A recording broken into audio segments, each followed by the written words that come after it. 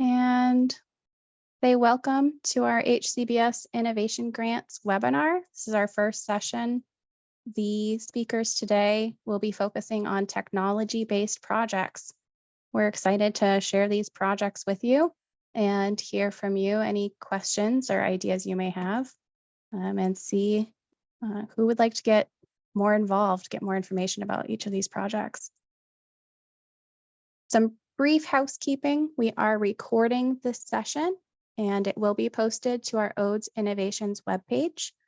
We'll make sure that link is put in the chat for you all so you can find this in the future, revisit it, share it with others. We have 2 additional sessions that will be held this summer, one in July and one in August. Those will also be posted to that webpage. There are the registration links currently listed there if you leave today inspired and interested in learning more about either of those topics as well. So please feel free to register for those additional sessions. As an attendee, you are muted. We do have ASL interpreters today, as well as CART captioning. You can use that show captions button to see the captioning on your screen, and I will have the interpreter spotlighted. There, you should see an audio settings button if you cannot currently hear me, but can see my voice moving. You can change your speaker output. You should see the Q&A box. You can use that at any time to submit questions. We will have a Q&A session at the end of today, and we will go through some of those questions and also invite folks to ask questions that they come up with throughout the session. So today's leader of ceremonies, Doug Keast, will take it from here, and I will see you all later today. Okay, well, thank you so much, Miranda, and welcome everyone to the first of 3 webinars featuring Maine's Innovation Grant pilots. This series provides us with an opportunity to meet the leaders from each of the 19 projects selected by the Office on Aging and Disability Services, or ODES. Maine is investing in innovation pilots in partnership with each of these featured agencies to learn together how these practices can improve services and positively shape the waiver services in the future. Today, we'll focus on 6 of the 19 projects that include a focus on technology. You will see a vision of innovation and service of each project, as well as gain an idea of what we all hope to learn through each project's implementation. At the end, you'll have an opportunity to ask questions of the presenters, and we ask that you share your questions in the question box referred to earlier. My name is Doug Keast, and I'm a project manager with the National Disability Institute. NDI has been engaged by the Maine Office on Aging and Disability Services to administer the projects, and with ODES, support each of the projects in meeting their objectives with the resources available to us. We have a team of subject matter experts and evaluators working with the implementation team and engaged partners with each project to go along with the administrative team handling the logistics of contracting and payment. All in all, between our team and the extended team with Maine ODES, there's a lot of investment and support in partnership with the agency representatives speaking today and in the next 2 webinars in this series, in their visions for service innovation. Before we start with the project presentations today, I'd like to first introduce you to a couple of folks that will help us with the context for the importance of these projects. Their combined experience in the field of disability services and systems change make them natural leaders for the Innovation Grant Initiative for the ODES and NDI teams working with the projects that are presenting today. Dr. Elizabeth Betsy Hopkins is the Associate Director of Developmental Disability and Brain Injury Services for the Office of Aging and Disability Services, and Dr. Rebecca Salon is a Senior Consultant from our team with the National Disability Institute. Next slide, please. The projects featured in today's webinar include Independence Advocates of Maine, IAM Health-Connect, Independence Advocates of Maine, Tech-Connect, SeniorsPlus Demonstration Project, Spectrum Generations Tech Safety Training, Waypoint Neighborhood Network, and Waypoint supporting DSPs. Next slide, please. To get us started, Betsy, would you like to discuss the importance of these innovation partnerships for the state of Maine? Yes, thanks so much, Doug. Thanks for your introduction and welcome everybody this afternoon. We're really excited that you've joined us. We're excited about our projects, these projects that we're working with folks who are going to talk about them a little bit later. And really, first of all, I just want to say, Doug, I appreciate that you called me Dr. Hopkins. I don't have my doctorate yet, but I'm working on it. So I just wanted to correct that in case people are wondering. So anyway, so these projects really present an opportunity, obviously, to pilot some innovative services that Doug has already mentioned will be evaluated to help us identify some effective practices, which we know are really needed here in Maine for a variety of different reasons. We have many of these pilots as they came through. I reviewed every one. All of their projects, they really are going to help us, I think, address some gaps in our current service system. And we're excited about the opportunity to learn from many of the pilots that are going to be happening over the next year and a half. We think that these innovative services could increase waiver members' opportunities to access, live, and work in their communities, which of course is the ultimate goal for HCBS, which is CMS is the funder for us for all of these projects. And then more specifically, innovative and effective services will be identified from the project evaluation, which could be integrated into our lifespan waiver. And I won't go into any detail about that. We have a lot of information about the lifespan waiver on our website, but that is a way that we are hoping to package and present and provide a number of different types of services for individuals going forward in our system. So with that, I am going to turn it back to you, Doug. Okay, well, thank you, Betsy. It's wonderful that all of us have this front row seat opportunity to learn along with you and the projects that will be sharing their ideas and innovations today. From a national perspective, Rebecca, how important is this focus? Next slide, please. Yeah, thanks, Doug, and thanks for the opportunity to be part of this webinar. So my job in this webinar is to put Maine's work in the context of what's happening nationally. And as you heard from Betsy through these grants, Maine has made a commitment to introducing innovative approaches to serving people with disabilities through its programs. And although Maine is not yet officially, technically, a technology first state, Maine is recognized for its activities to introduce technology into people's lives, to increase their independence, autonomy, and self-direction. Many of you have probably heard of the report that comes out annually called the State of the States. In the 2021 report on advancing technology access for people with intellectual and developmental disabilities, Maine was included and recognized for the activities that they were engaging in to promote technology. So definitely on the path to being a technology first state. So what is technology first? It's a national movement through which states affirm a commitment to exploring and pursuing technology as a first source of support in service planning for people with disabilities. And that sounds a little like the definition for employment first, right? You know, in employment first, it's talking about the use of public funds, that if you're using public funds, that you should consider employment first. And there are some states that are combining actually their technology first and employment first initiatives, because there is so much alignment between that, and people are using technology more and more to support people in being successful in employment. And what's the goal of technology first? And as I read through this list, think about your own life and the way that technology really influences what you do and what you get to do. So technology can promote self-sufficiency and self-determination so that people can work, contribute, and live as independently as possible in their communities. They can access and use technology to assist with daily living, to promote their health and safety. And you'll hear about this in many of the projects that are coming up. Communication technology is critically important if you're working with people who don't have a way to communicate that's universally understood. then pursuing communication technology is just critical in their lives so that they can make choices and they do have a voice and they can exercise their rights. Self-direction, autonomy, inclusion, advocacy, all of those things are ways that we use technology.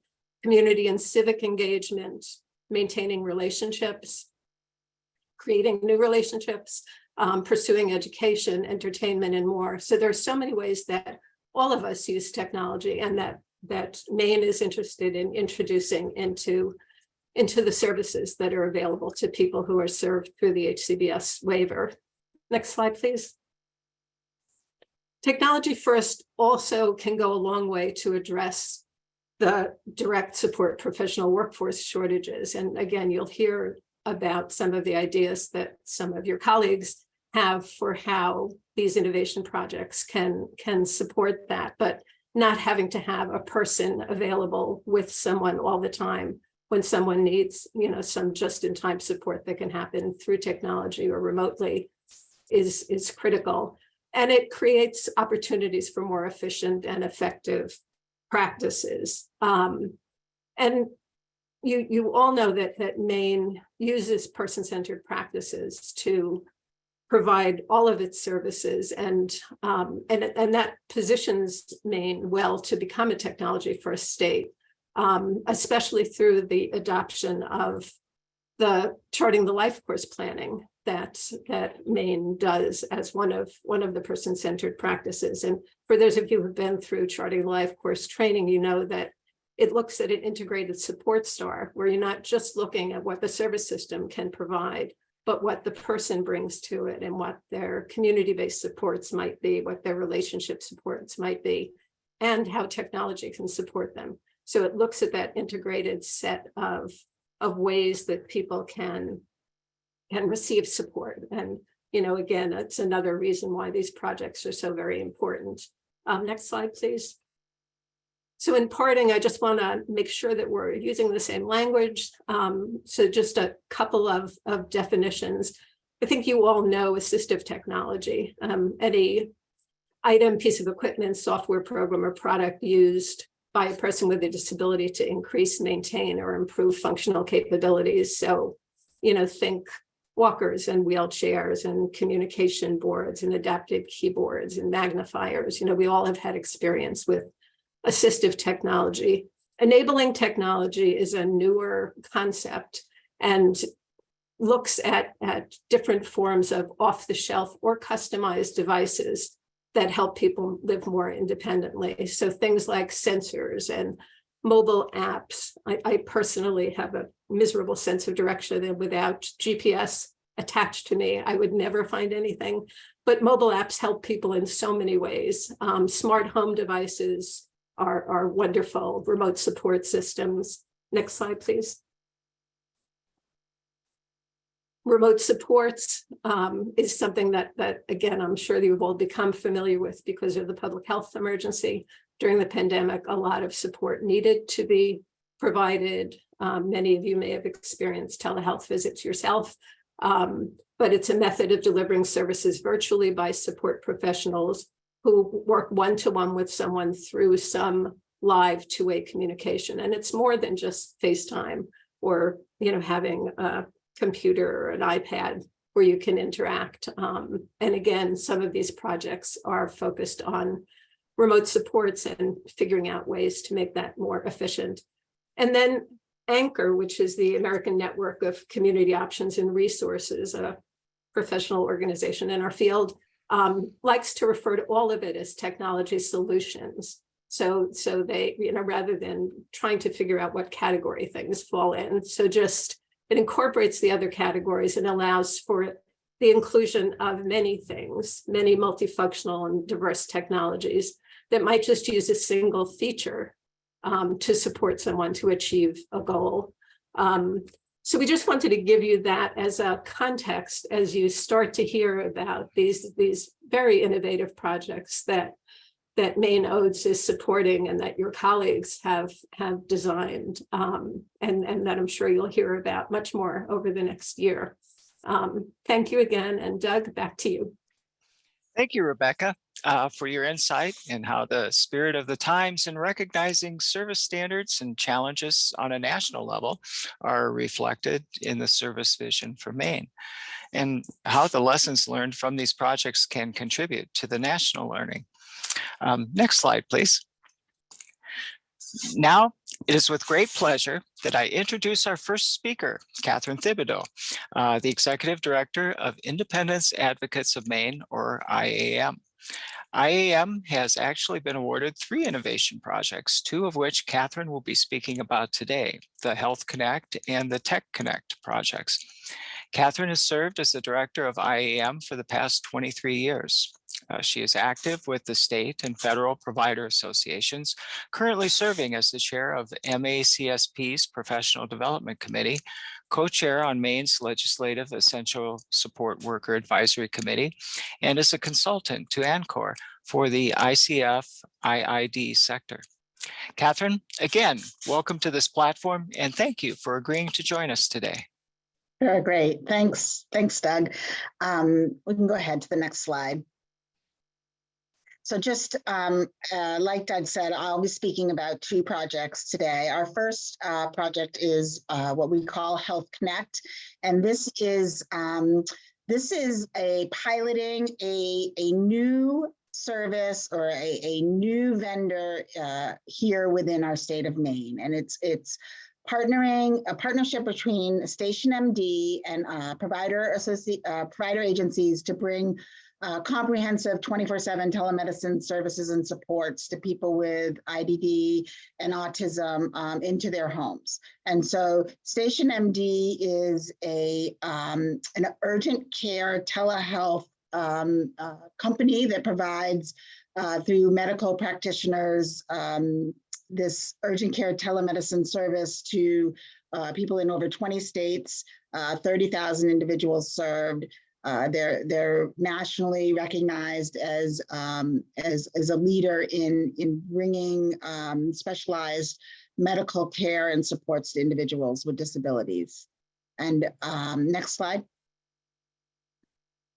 So what were we seeing? To talk a little bit about from the perspective of why we felt like this might be a good pilot, a good thing to try out in our state, and what were people, or what are people with disabilities experiencing here in Maine?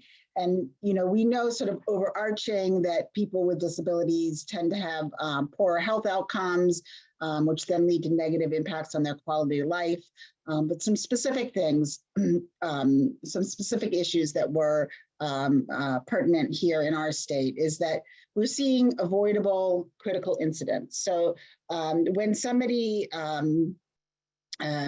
perhaps has what starts out as a small health issue or small health concern and goes unnoticed and untreated, and then progresses into a larger issue that requires hospitalization and critical care. We're seeing people experience really stressful and costly emergency department and urgent care visits. I think it's no question that our health systems are stretched in our state. And that getting your healthcare within an emergency department is not an ideal situation. We're seeing, we all know how rural our state is and how there's pockets of our state where you need to drive for hours to access a critical care hospital, acute care hospital, and then oftentimes up to an hour to reach a critical access hospital.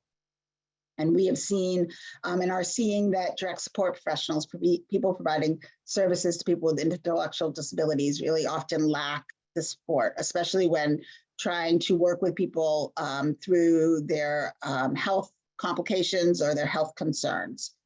Next slide. And just to break down this project, there's 3 objectives to this. And the first one is providing the telehealth service. And I wanted to take a moment and explain a little bit what this is. So we have 150 waiver members that are enrolled in this pilot. They span across 6 provider agencies. And And they have the opportunity to, participate in the pilot. And what happens is when an individual has a concern that arises, they're not feeling well for one reason or another, they may have had missed a medication, they may have had a fall, they may have, they may have a fever, they may have something going on, they may have a change from a behavioral perspective, and they themselves, their family members, or a support staff can initiate a call to StationMD. And so that's very simple. It's a 1-877 number they initiate, and that puts them through, within 30 minutes or less, to a specifically trained medical professional to provide them with a telehealth visit. And the focus on this is diversion for urgent care and emergency, avoidable emergency department visits. The practitioner, the medical provider, works with the individual, with their supporters, to do a virtual assessment and create a treatment plan. And this might involve ordering labs, or ordering a medication, or ordering x-rays. And then they provide back to the individual and their team documentation on the visit that's in plain language, easy to understand, and then follow up with an aftercare call. So that is the service. We'll be able to provide that over the next couple of years, or through the course of the grant, and throughout that we'll be monitoring the data. The second objective in this grant is what we're calling a health outcomes community of practice, and so we're able to bring resources here to Maine through a medical director that's assigned to the project that will be working with our provider network to look at the utilization of the service, provide education to DSPs on common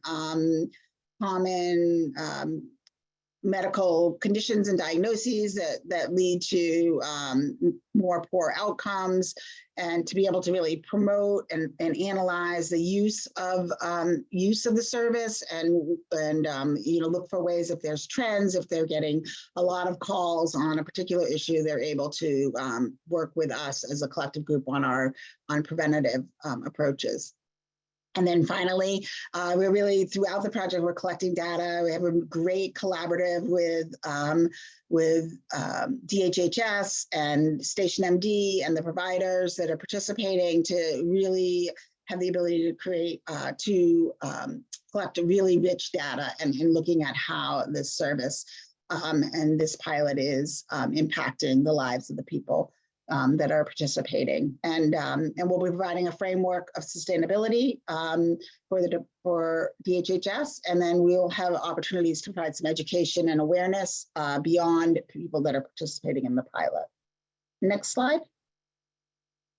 And just these are sort of were touched on in other areas. Things that we're hoping really through this access to this telehealth service, the ease of availability, the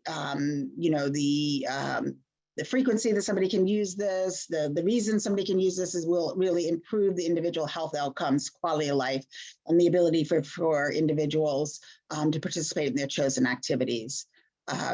The StationMD has a track record of avoiding 85% of their calls, avoiding transfers to the emergency department. So we are feeling like we will see that also in our state, and really be able to both improve that experience for the individuals, where they'll be able to get their healthcare right at home, but it will also help lessen the burden of care on Maine's healthcare and service delivery system.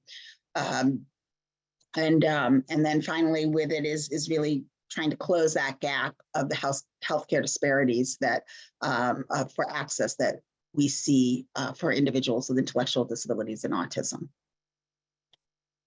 And if you are interested in more information on the project, we will be having some training and some other opportunities to share information. You want to join our mailing list. Nora Eskin is newly on board with us, and she is our enabling and assistive technology manager, and her contact information is right there. I encourage people to reach out, and she'll be more than willing to talk to you more about the project. And I think I'm just going to keep on rolling, right, Doug? Yeah. All righty, great. So moving on to our next project. So that project, Health-Connect, was about bringing something new to our state, right? Something that hasn't been offered here within our state to people, and finding a way to sort of test the waters with it, see how it works within Maine service delivery system, and look for ways for sustainability. Where Tech-Connect is taking a little bit different approach, and this is really where initially at the beginning of the webinar, we were talking about tech first states, and this is actually taking our agency, IAM, and making it a tech first service provider, while also offering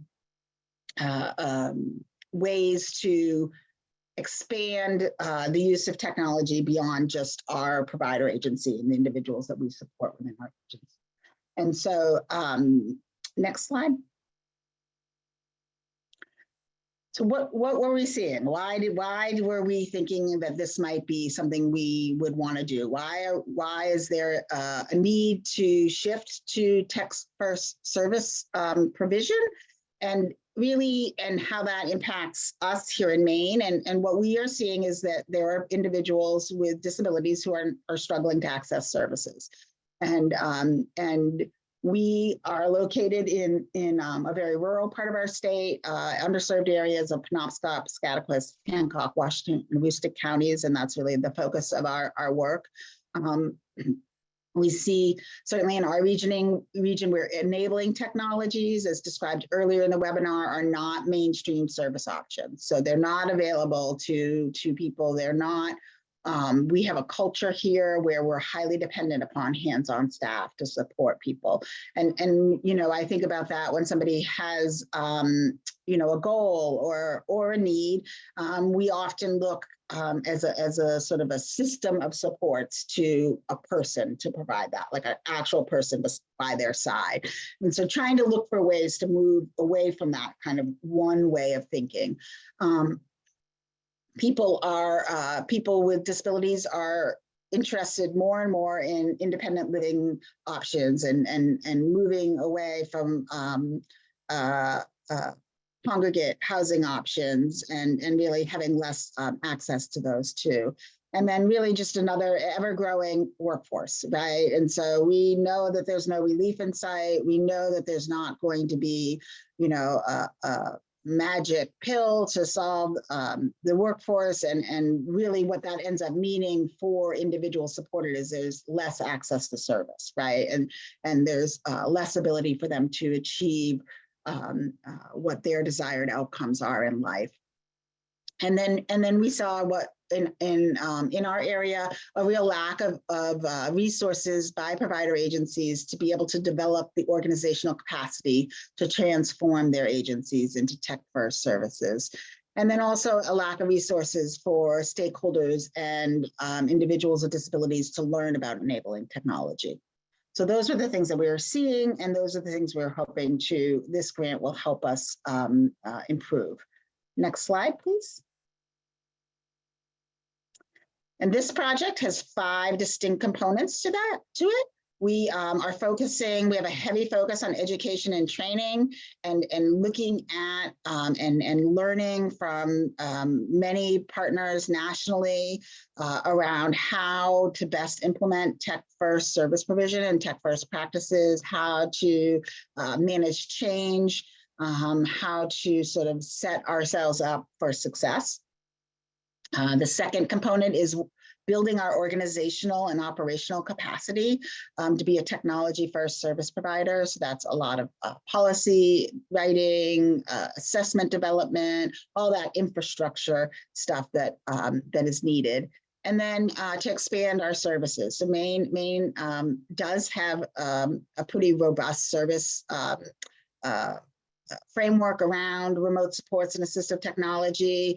And like I said earlier, it's not really in the mainstream of service delivery, but so we'll be focusing on providing those services, developing them, and being able to offer them to a larger community in our sector. And then the next component is a provider collaborative, and that's really working around our region. We have several providers who are interested in joining this collaborative, and where we will be able to share the things that we are learning, talk with each other, explore in a collaborative way to expand enabling technology solutions for people with disabilities. And then finally is we are going to be developing a remote support device demonstration center, and this will allow us to have real hands-on, not real, but equipment where people can access it hands-on, either that we bring to them or they come to us, and really begin to sort of, touch and see and test out the different types of remote supports and enabling technology that is out there in hopes to be able to increase people's comfort. Next slide. So, what do we hope to learn? We are really focusing on becoming a tech-first service provider, be able to think of technology first when we're helping somebody with their service planning and sort of everything that comes with that, and be able to provide remote supports, which will be, I think, a large asset and the expansion of services within our region.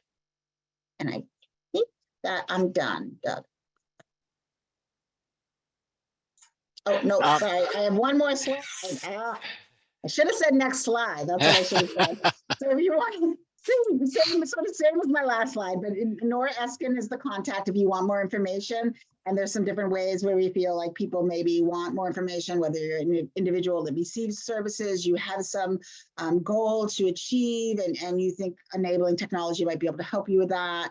Whether you're a service provider or a case manager and you have somebody that you may benefit from services, whether you be living, if you're in our region and you'd like to be part of the collaborative, or you're interested in accessing our demonstration center, please reach out to Nora. She's more than happy to help you and work with you on that.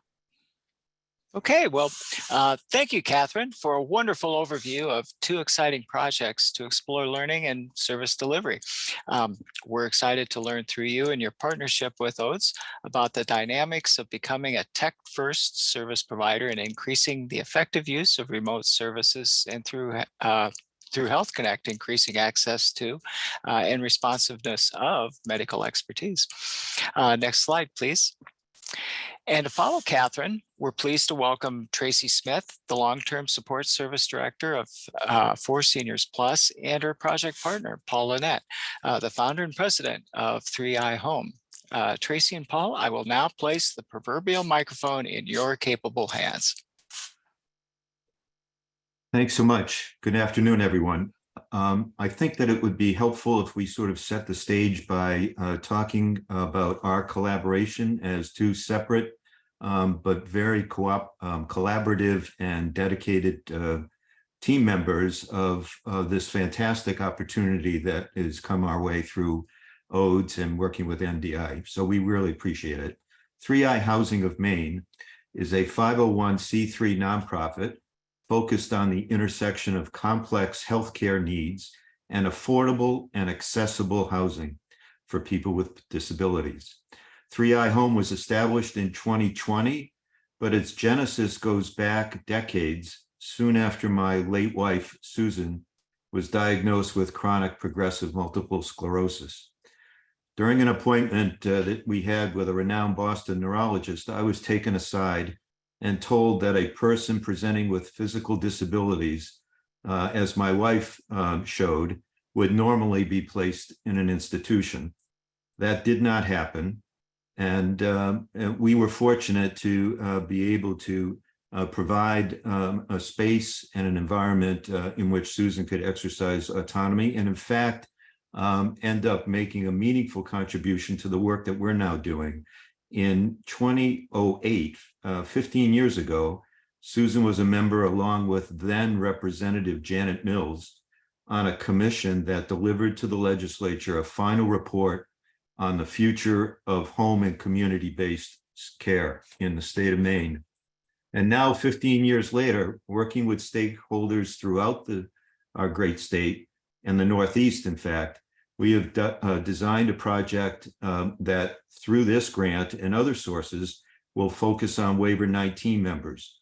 Recently, we received local approval from the town of Scarborough for our plans to develop 51 units of affordable and totally accessible 1 and 2 and 3 bedroom apartments. If you go to the next slide, please. Those 51 units will be individually tailored to meet the needs of the residents and the families that will be part of our 3I Housing of Maine at Scarborough. Our focus will be on the 3 I's. If you could, I'm sorry, switch to the next one. This is independent living through innovative smart home enabling technology in an integrated home and community-based setting. We have teamed up with SeniorsPlus because in order to demonstrate a viable option to institutional placement, we believe that enhanced care coordination and individual enabling technology are critical. And as you will hear from Tracy, the innovation grant will be field tested and then ready for the opening of the 3I home complex in Scarborough in 2025. We know that there is an accessible and affordable housing crisis that affects people who are needlessly living in hospital beds or in institutions. We have already received dozens of inquiries from all over Maine and throughout the United States. We believe we have a replicable model, and we look forward to the results of this innovation grant, which will demonstrate a viable, compliant, and preferable option for community-based housing and person-centered care for many of our friends, families, and neighbors. Again, thanks so much for the opportunity, and I'm going to turn it over to Tracy for some more very exciting details. Thank you, Paul. So in addition to our partnership with 3I Home and all of the exciting work that is going into the building and the apartments, we believe that our project has potential to significantly impact clients and state programs through collaboration with some top universities who are sharing their expertise and processes with us to drive our work forward. We have been very busy working with the University of Pittsburgh's Department of Rehabilitation Science and Technology to really look at an effective assistive technology assessment tool to meet the population or needs of the Section 19 population. Currently, there is a gap in the process. So assistive technology is covered under the program rules, but there's nothing that really effectively measures the AT need that the client has. So we are getting them the devices to meet the needs the best we can, but we really see that clients could benefit from a more hands-on approach to really look at their home environment. What does it look like? What is the best technology to fit their living situation? We are also working with University of Pittsburgh to train staff on the use of the assessment tool to make sure that we're measuring things right from quality of life to the technology that is needed, and then moving towards the training and ongoing tech support to make sure that they're using the technology in the most effective way. As Paul mentioned, we're looking at testing this model in the field so that once the 3I Home complex is open and ready to take on residents, we will have a really good idea of what this will look like in both the community and in housing complexes. And we are also working with the Brandeis University to study data analytics and look at the potential cost savings of this enhanced model. Next slide, please.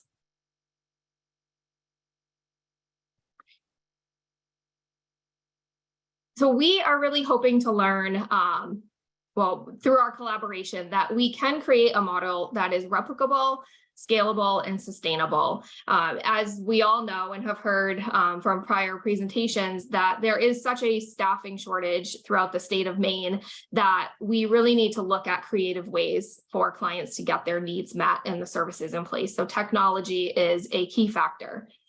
We are also going to end up with a whole lot of research that highlights the benefits of more upfront client-focused care coordination, where they really have somebody who's working with them one-on-one to evaluate that home environment and determine what will best meet their needs, and so that they could be successful remaining in the community.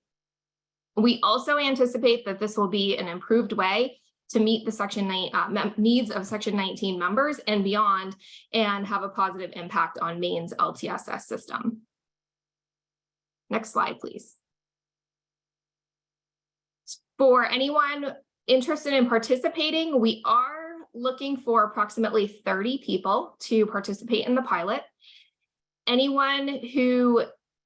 clients who are interested would need to have a valid Maximus assessment that authorizes Section 19. Their plan of care would also need to include assistive technology. Although we are looking to test the pilot in the community, we do have a targeted focus on Cumberland and York counties, which is the future location of 3i Home. And then there are a few potential employment opportunities that we have for 1099 contracted or per diem OTs, or even CODAs who have specific training in assistive technology. And we also will anticipate that we will have a future opportunity for a tech support person who will be responsible for really the troubleshooting aspects that we all know go along with technology. And for those interested, feel free to reach out to me for more information. I'll pass it back to you, Doug. Thank you. Okay. Well, thank you, Tracy and Paul. We look forward to what we'll learn in the implementation of your service vision. Your work in the assessment of member need and benefit and supporting the use of assistive technologies, an area of interest for several of the innovation grant projects. And while the learning will be unique in your application, it will also clearly complement the work of the others in this area. Next slide, please. At this time, it is an honor to introduce you to Tasha Rewa, the Home and Community Services Manager for Spectrum Generations, who is taking the point position in their Tech Safety Training Project. Tasha, we're excited to hear more about this innovation and give you the floor. Thank you so much, Doug. Well, we're very excited about this project. Spectrum Generations has been serving individuals with disabilities, of course, for years. And although there's a lot of training videos out there around internet safety, internet usage, we found in some of our research that there is not a lot of videos for natural supports or caregivers of people with intellectual disabilities. So our project is going to be creating a training curriculum based video that's going to offer guidance to these individuals and to their supports to help train them on best practices in internet safety and security. We're partnering with ASM, which is Autism Society of Maine, and the director, Kathy Dion. And with that, with Spectrum Generations and ASM, last year we served over 2,500 individuals and their families with an intellectual disability or autism. So our reach is going to be great with this. And together, collaborating together, we're going to be able to reach all 16 counties. ASM is in all 16 counties, Spectrum Generations only in 12 currently. So together we'll reach them all. We are also bringing in the Maine State Police Department. So we have an officer that's going to get onto the video. So we will do like a training piece, and then he'll get on to kind of reiterate, express more about what maybe what can happen to someone if they maybe go on the wrong site or whatever it may be. So we're very excited about that as well. So our targeted audience is people with disabilities, and like I said, they're, whether it's their natural support, so it could be, this could be going out to, as you see, parents, guardians, schools, so bosses, friends, whoever that this person may trust.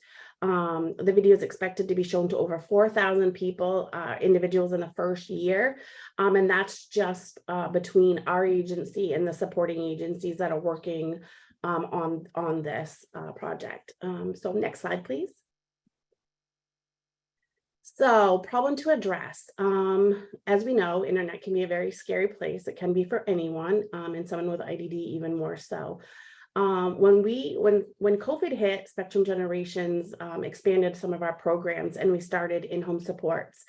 It wasn't long into in-home supports we started really hearing from our consumers and hearing things like, I sent someone my picture on the internet because they asked, but I don't really know who I sent it to. Or I gave out my credit card information because so-and-so asked me to.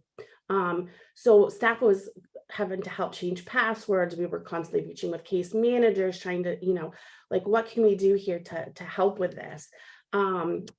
So when this innovation grant came up, we had already decided as an organization that in FY24, one of our goals would be to somehow get out there and showcase internet safety, make people aware more so. But then this grant came and gave us a great opportunity. So we reached out to Kathy at ASM, and she was more than receptive. Kathy had also had heard of many things, as I'm sure everyone does, that have happened to people with IDD. I think one of the biggest things when I first met Kathy at my first meeting was I went in there thinking, how can people are going on the internet that have an intellectual disability and being scammed and phished and those types of things.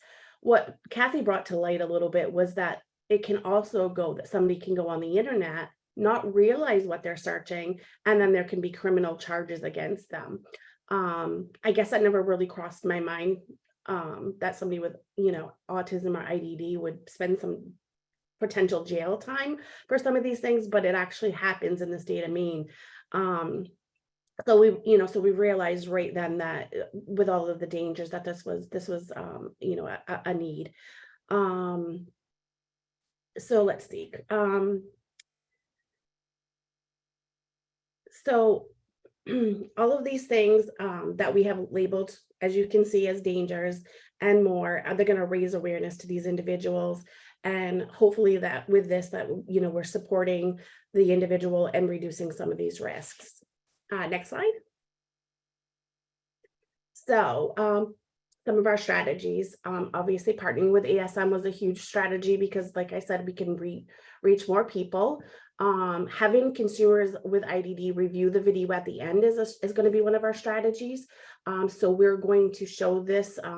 We have some people that we work with, and as well as ASM, they're going to review, give us some input. We're going to send this to our board of directors, as well as some of our other partnered agencies, to get some feedback. Partnered with this Maine State Police. We're going to upload our video to YouTube and other social platforms. And then the biggest thing I think that's going to be the most beneficial is that this is going to go to any agency that wants to use it for free, so that anybody will be able to have access to this video. Next slide. And what we hope to learn. And so obviously an expected outcome here is that individuals with disability have general understanding of the internet and safety, know how to recognize potential dangers, and while they're using that internet, and through consistent reinforcement with their direct support staff, that that they will be able to avoid these dangers, and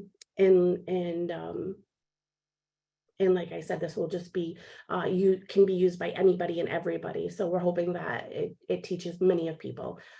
Last slide. And how to participate. So I would love thoughts, input, advice. If anybody's done some research, if you know videos that are already out there, we certainly don't want to do anything that's the same. And then once the video is done, if you're interested, we'd love to have you be partnered with taking that survey and giving us the feedback, sharing the video on social media once it's out, spreading the word. But in the meantime, we'll take anything that we can get to kind of get this started and out there for everyone. So very exciting project. Think that it's going to do great things. Thank you, guys. You're on mute, Doug. Thank you very much. And thank you, Tasha, for sharing the focus of this project on building the knowledge of our various service support systems, so that one of the greatest vehicles for the independence that comes with knowledge and access, the internet, can also be a resource that is safe for all that use it. Next slide, please. To share the vision in the final two innovation projects to be shared today, we're very excited to introduce Brenda Smith of Waypoint, who, like IAM, have more than one innovation that they have engaged Maine ODES in partnership to explore. These are the Waypoint Neighborhood Network and the Waypoint Supporting DSPs projects. Brenda is the director of the special projects for Waypoint, and thank you for joining us today, and I will pass the baton off to you. Yep, thank you. It's great to be here. You can move it to the next slide. So Waypoint is in the process of developing a neighborhood network. The idea is to develop multiple neighborhood networks that will provide fluid in-person and remote support to members. We're creating pockets of affordable housing for both members and our direct service providers, establishing a unique network of care and support. And this is going to be embedded in the local communities. Currently, we've started this in Sanford, where Waypoint is located. We have several units that we are renting out to members and also DSPs. So people are living and working together in the same community. The idea is that we will be reducing the number of people involved in care because there's an incentive for DSPs to stay connected to their jobs because they have affordable housing and everything is right at their fingertips. For members, we really want to increase their member choice while maintaining their privacy and autonomy. This neighborhood network, in addition to using DSPs who will go into the homes to provide in-person support, we were also using remote support and technologies in order to provide support to members. The same DSPs who are working with the members in person are also the same DSPs that are available to them remotely. You can move to the next slide.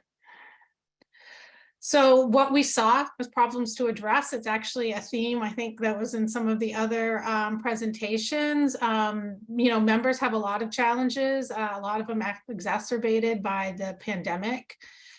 And one of those is employment, access to affordable housing, social emotional support, and independence. The neighborhood network is designed to mitigate these challenges by increasing access to a flexible and robust menu of support and services designed by members and received on their terms. So ideally, they get to decide when they need the support, when they need it remotely and when they need it in person. And instead of having that be dictated by some predetermined schedule, this is when this person works. So that's what we're working on. And if you want to move to the next slide, we'll talk a little bit more about that. We really want to make sure that what we are creating is in alignment with the HCBS community role, and that we are creating a network of care and support and affordable housing. This project will deliver both remote night and daytime support and member coaching. For instance, we have folks right now who are receiving remote nighttime support. They're independent.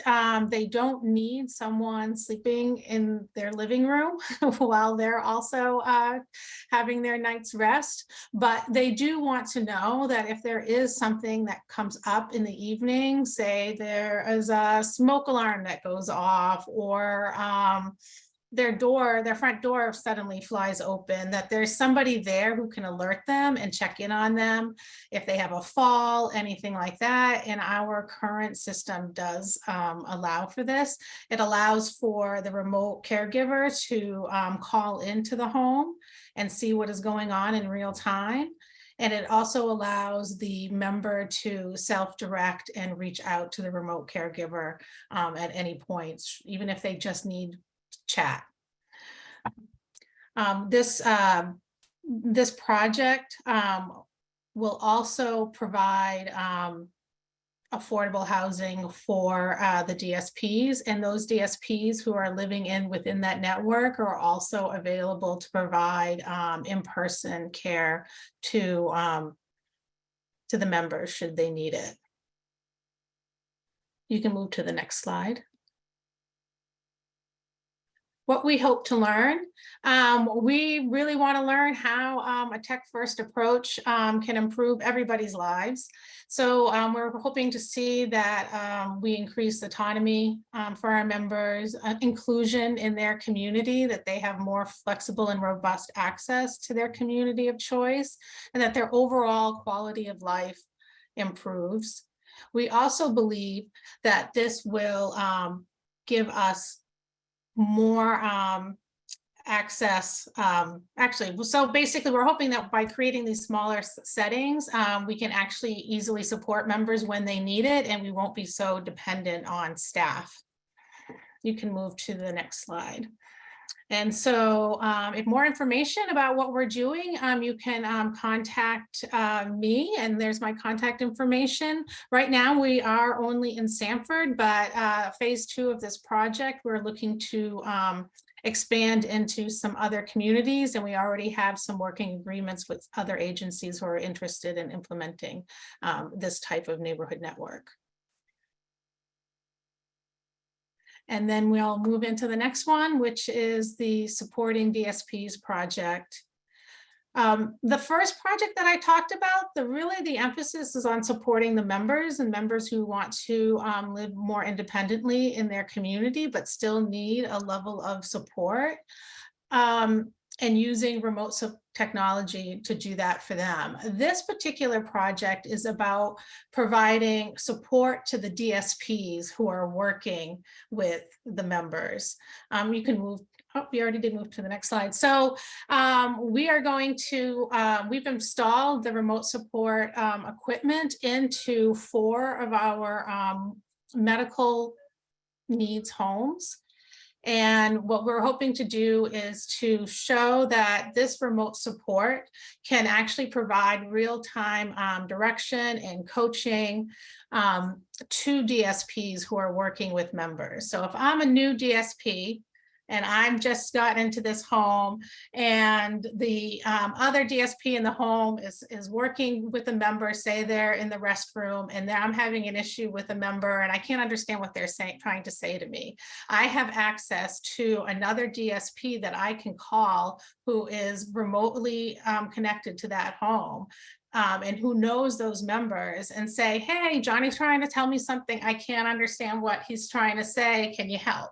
And they hopefully will say, sure, when he uses that sign, that means that, he's hungry and he really loves, strawberries. Maybe you can offer him some of those, that kind of thing. Also, just if there's a medical concern in the home, again, you can remotely connect with a nurse who can take a look at a member, maybe give pointers on transfers, or actually even look at DSPs as they're passing their meds to make sure that that's all going well, and help support them through any issues they may have. So this is really shifting us into a tech-first service structure. And that we really do want to provide that real-time access to health and behavioral support to the DSPs. And we're hoping that this will help staff feel more confident and overall just reduce turnover in those homes. You can move to the next slide.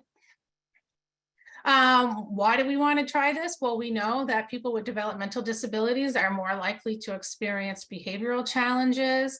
DSPs are often poorly equipped and supported in some of those homes with the staffing crisis that has just been exacerbated. We've had a lot of turnover.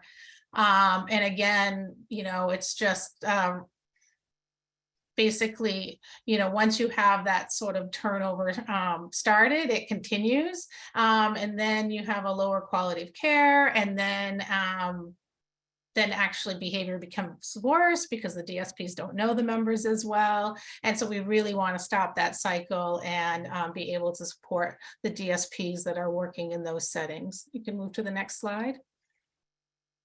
So right now we're actually in phase 1. We have incorporated the technology into 4 of our homes, and we are sort of in our training phase right now and learning all together about how to deliver that on-demand training, quality assurance and nursing support.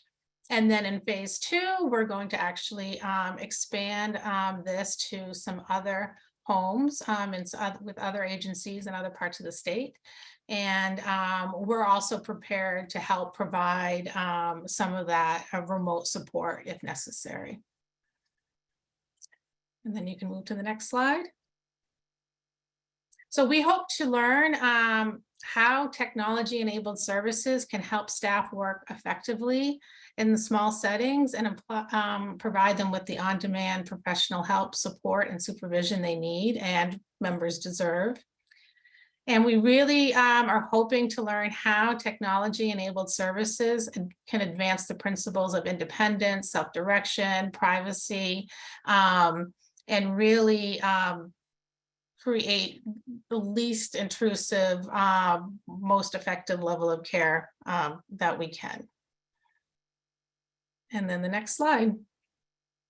Again, if you want more information, feel free to reach out to me. It's not a project that we're sort of opening up right now to other folks, but hopefully we will get to that point. We really want to get through these pilots and learn what we can.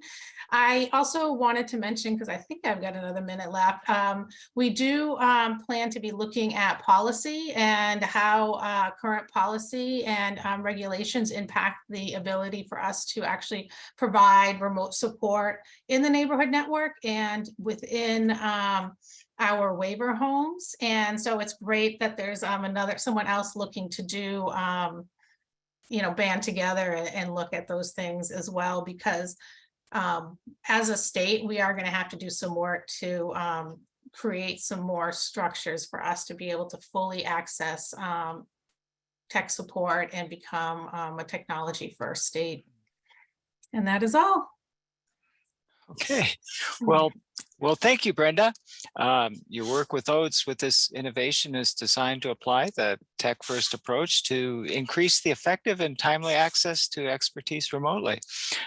This is in a manner that is integrated into the traditional and common support structures that we hope will demonstrate increased service support while relieving the pressure on direct service professionals in light of our current challenge in filling those roles. Like the other projects shared, what we learned through your work in this area has the potential to shape the future of direct services for Medicaid members. Next slide, please. As noted earlier, if you have questions, please share them through the question and answer box, and Betsy will lead our group of panelists in responding to the questions. Betsy, welcome back to the mic, and I think we're ready to get started. Well, thanks, Doug. And I just want to take a minute to thank all of our presenters. Really, every time I hear about the projects, I get more interested and excited about the possibilities that they're going to provide for us here in our state. So I didn't see any Q&A questions in the chat, in the Q&A or in the chat. I don't know if anybody has any. Now's the time to ask. Our panel, most of our panel, I think, are still here.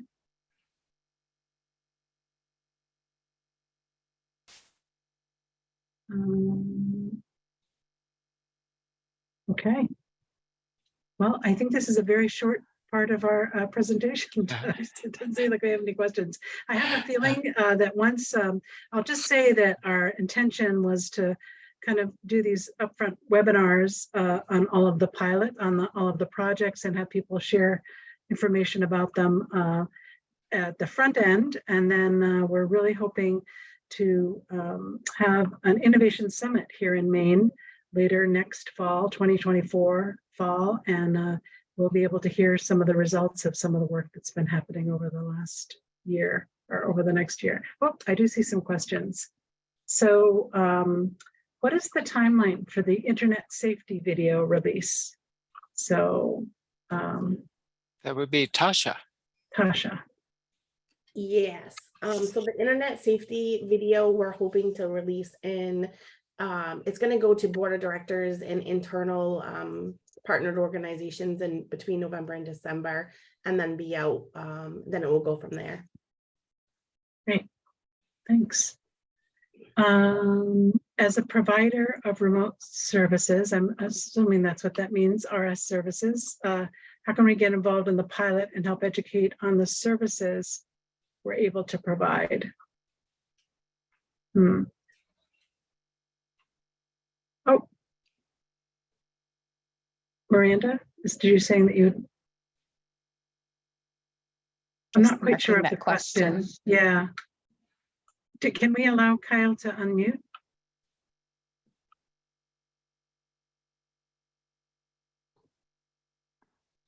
Miranda? Hi, Yes, this is Kyle, Kyle. you Can you hear all me? right, I can hear you. Yeah, Hi, great. I work for Safe and Home, and we are a provider of remote support and assistive technology services. And we would love to get involved in Maine and just kind of bring the educational materials that we have, meet with groups, and kind of help start this process and really get people involved in remote support. And so my question is, how do I get involved? How do I help? Okay, so you're a provider. That's right. I think there's a lot of contact information here of the pilots that are happening out there. My feeling from the presentations is that folks are connected with remote support providers right now, but that's I think maybe reaching out to them, and I'm going to look to the panelists to see if you have any suggestions for Kyle. Betsy, it's Catherine. Yeah. I think that the provider collaborative that we're organizing through our Tech-Connect grant may be a forum where we could bring in different vendors and explore that. What works maybe as a vendor for one provider might not work for another. So that might be a way we could help facilitate that. Great. So Kyle, maybe if you want to shoot your information to, can we put the innovation web email address in the chat that people can see? Yes. Yes, and it'll be on one of the final slides too for today's webinar. Okay, great. Any other questions?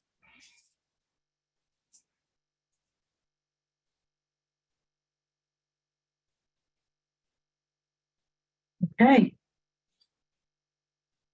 Seeing none, I think I'll turn it back to you, Doug, to close us out. Okay. Well, thank you very much, Betsy. And this has been a great afternoon. It's always stimulating to hear of opportunities for growth in areas where some of us weren't quite sure where to go. And it's exciting to know that we'll have a bird's eye view of how some of these ideas might work. So to take us out, I'm very happy to turn this back over to you, Miranda. Yes, thank you everyone for presenting today.